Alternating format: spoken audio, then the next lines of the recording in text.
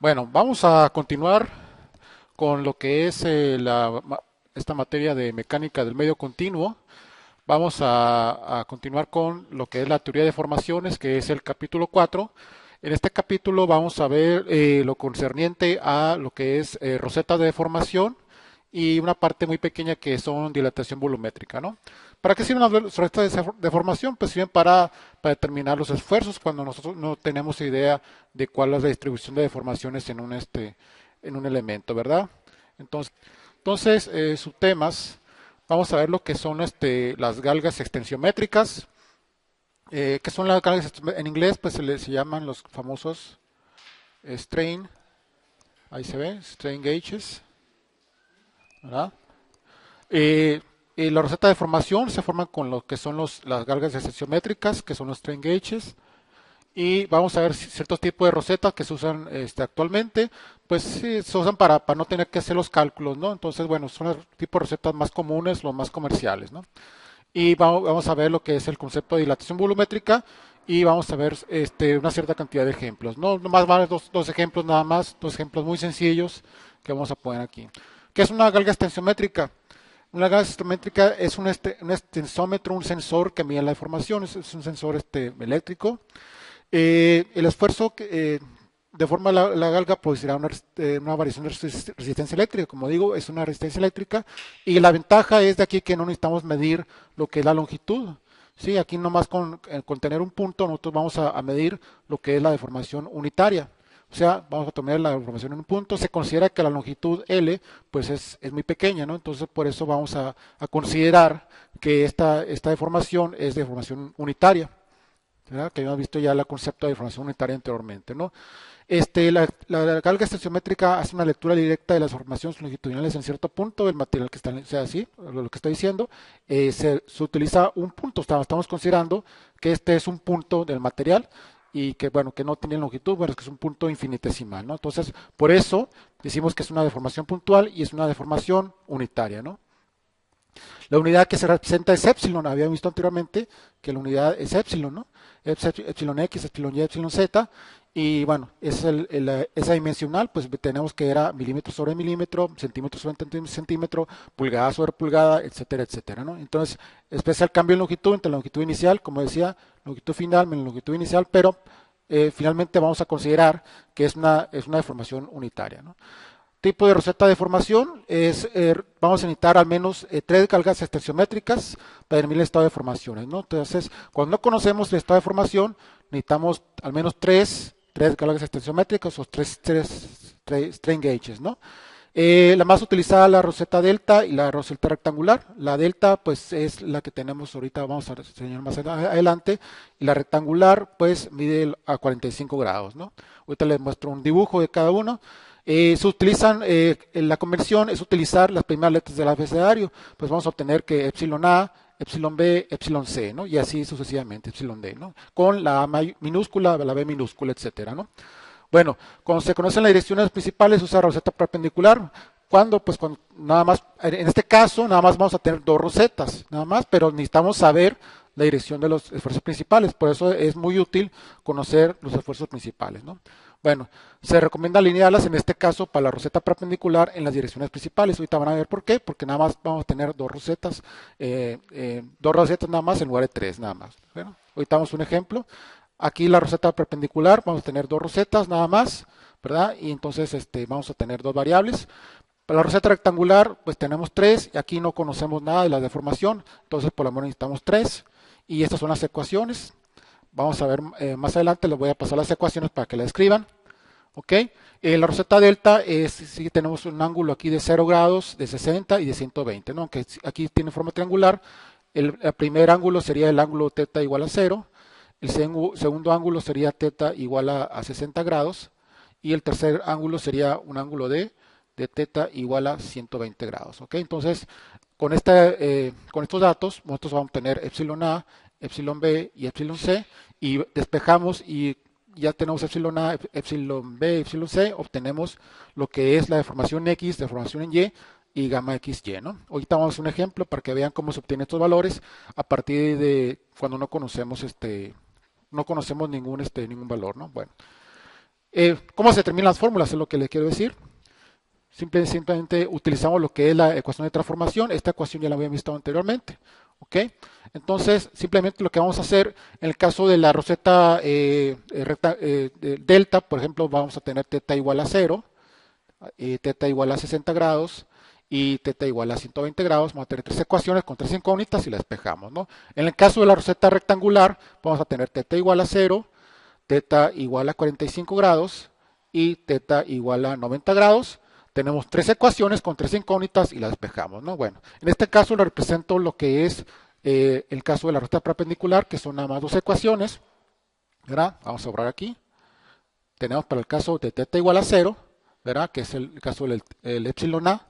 Y para el caso, bueno, el teta 0, pues si tenemos el valor de teta igual a 0, coseno de 0, pues es 1, seno de 0 es 0, ¿verdad? Entonces despejamos esta ecuación y vamos a obtener lo que es epsilon x, que tenemos aquí, ¿verdad? Entonces, epsilon x, ¿por qué? Porque epsilon y entre 2 menos epsilon y sobre 2 se eliminan y me quedan epsilon x, que es esta ecuación que tenemos aquí abajo. ¿Ok? Para teta igual a 180 grados, que sería el otro caso, vamos a tener exactamente lo mismo, ¿no? ¿Por qué? Porque 2 por 180 me da, ¿qué? 360 grados, ¿verdad? Entonces 360 grados, pues es 0, ¿verdad? Entonces coseno de 0 es 1 y seno de 0 es 0, ¿verdad? Entonces vamos a tener exactamente la misma ecuación, se eliminan de nuevo los epsilon y tenemos exactamente la misma, ¿no? Entonces, ya sea si utilizamos 0, que es este caso, y 180 grados, pues vamos a tener la misma ecuación, ¿sí? Entonces, por eso la roseta perpendicular se utiliza nada más cuando conocemos las direcciones principales, ¿no? Porque nada más tenemos dos. ¿Ok? El caso de 170 grados es cuando tenemos aquí, ¿no? Partimos aquí y vamos epsilon b, son 180 más 90, pues 270 grados. Sustituimos 270 grados por 2, nos da negativo. Y aquí, bueno, aquí da 0, perdón, y aquí da negativo, menos 1. Entonces se eliminan, en este caso se van a eliminar el epsilon x, ¿verdad? Y obtenemos epsilon y. Entonces, simplemente vamos a tener dos ecuaciones, ¿no? Entonces, lo mismo se hace, pues, en el caso de la roseta rectangular y la roseta de roseta delta, ¿no? Entonces despejamos las ecuaciones, tenemos tres ecuaciones con tres incógnitas, las despejamos, ¿verdad? Y vamos a obtener las ecuaciones de la roseta perpendicular, esas las ecuaciones que les puse más atrás, ¿no? Bueno, ahí lo van a ver las ecuaciones. Bueno, ahora vamos a pasar a lo que es la dilatación volumétrica. Dilatación volumétrica es el cambio de volumen debido a cambios de esfuerzos y de temperatura, ¿no? Más adelante vamos a ver una ecuación de cambios de esfuerzos para obtener la dilatación volumétrica. Ahorita vamos a suponer que pues algo ocurre como temperatura, un cambio de esfuerzo que va a ocasionar una dilatación volumétrica, ¿no? Entonces tenemos por ejemplo lo que es el elemento, pues el cubo, ¿verdad? En este caso el cubo se va a deformar en la dirección X, se va a deformar en la dirección Y y en la dirección Z, ¿no? Entonces vamos a tener tres deformaciones y se va a dilatar en las tres formas. Nos va a hacer una dilatación normal nada más, ¿verdad? Entonces, en este caso vamos a asumir deformaciones iguales para simplificar las ecuaciones, ¿verdad? Suponemos que delta Lx y delta Ly y delta Lz es igual a delta L, ¿sí? Va a ser uno solo. Entonces, la dilatación volumétrica va a ser volumen final menos volumen inicial, ¿ok? Entonces, el volumen inicial pues va a ser L0 al cubo, ¿no? O sea, van a ser los tres aristas del cubo, que es L cúbica, ¿verdad? Y luego el volumen final va a ser L0 más delta L, L0 más delta L y L0 más delta L. Bueno, ¿por qué? Porque suponemos que eran iguales, ¿no? los tres, ¿no? Que los tres eran iguales para simplificar las ecuaciones aquí, ¿no? Entonces, ¿qué hacemos? Pues multiplicamos, ¿no? Este por este, y luego este por este, este por este, este por este, etcétera, etcétera, ¿verdad? Entonces nos va a dar que L0 al cubo más 3 delta L al cuadrado por L0 más 3 L0 delta L más delta L cúbica menos L0 al cubo, ¿no? Bueno, vamos a eliminar términos de orden superior. ¿Qué quiere decir? Que vamos a eliminar este delta L. ¿Por qué? Porque vamos a suponer que es muy pequeño, ¿no? Que es una delta L muy pequeña. Entonces eliminamos el delta L cúbica, ¿verdad? Se alcanza a ver ahí. Vamos a eliminar el delta L cuadrada. Vamos a suponer que este es un término muy pequeño, ¿verdad? Entonces, vamos a quedarnos con 3 veces delta es L0 por delta L y quedamos con esto y nos quedamos con esto. Bueno, estas dos se eliminan, ¿verdad? Entonces, al final de cuentas, vamos a tener que el cambio de volumen va a ser igual a 3 veces L0 al cuadrado por delta L, ¿sí? Ahora suponemos que delta L entre L0, ¿verdad? Delta L entre L0, que es esto que está aquí, es igual a la deformación volumétrica, ¿verdad? Acuérdense que la deformación era igual al cambio de longitud entre la longitud inicial, ¿verdad? Entonces esto va a ser igual a 3 veces la deformación volumétrica, ¿no? Bueno, donde delta V es la deformación volumétrica. Bueno, en el caso de que tengamos deformaciones diferentes, ya sea en el eje X, en el eje Y, en el eje Z, bueno, hacemos lo mismo, nada más que, bueno, no quiero poner todo el procedimiento, y bueno, al final de cuentas, pues vamos a tener que va a ser igual a la suma de la deformación X, la deformación en Y, y la deformación, bueno, aquí está mal, ¿no? Aquí está deformación en Z, ¿no? Dividido entre el volumen inicial, ¿verdad? Nos quitamos con la L, con lo que es el L0 cúbica, ¿no? Por eso se elimina, ¿no? Ahí la L0. Bueno, entonces esas y las deformaciones son diferentes, ¿no? Entonces pasamos a lo que es un ejemplo 1. Tenemos una roseta rectangular que se tienen los siguientes valores, 600 micras, acuérdense que una micra es igual a 1 por 10 a la menos 6, ¿verdad? Vamos a determinar los valores de epsilon X, epsilon Y y gamma XY. Entonces, ¿qué hacemos? Pues simplemente vamos a sustituir las ecuaciones que vimos anteriormente, ¿verdad? Ahí tienen las fórmulas, ¿verdad? Entonces, en el caso de epsilon X, acuérdense que epsilon X era igual a epsilon A, simplemente sustituimos lo que es epsilon A aquí. Para el caso de epsilon Y, bueno, ahí tenemos las ecuaciones anteriores. Bueno, ahí la ven ustedes, no aparece ahí, sí, perdón, epsilon Y era igual a epsilon C. Si ven las ecuaciones anteriores. Y en el caso de epsilon C, va a ser igual, voy a poner las ecuaciones aquí que no lo puse, era igual a 2 veces epsilon B menos 600 micras es epsilon A, ¿verdad? Menos, en este caso sería más epsilon C, ¿verdad? No sé si se alcanza a ver la ecuación ahí. Ok, esta es la ecuación, si la ven ustedes, simplemente sustituimos valores, ¿verdad? Y bueno, resolvemos, hacemos la suma de estos tres y nos queda que gamma XY es igual a 100 micras, ¿no? Entonces, pues para obtener las principales, pues vamos a utilizar el círculo de Moore, ¿verdad? Y obtenemos las deformaciones principales. Okay. Bueno, ese es el ejemplo, es un ejemplo muy sencillo. No quise alargarlo con lo que es el círculo de Moore y bueno, sería otro paso a seguir, pero bueno. Entonces, el ejemplo simple y sencillamente es una sustitución de fórmulas, ¿no?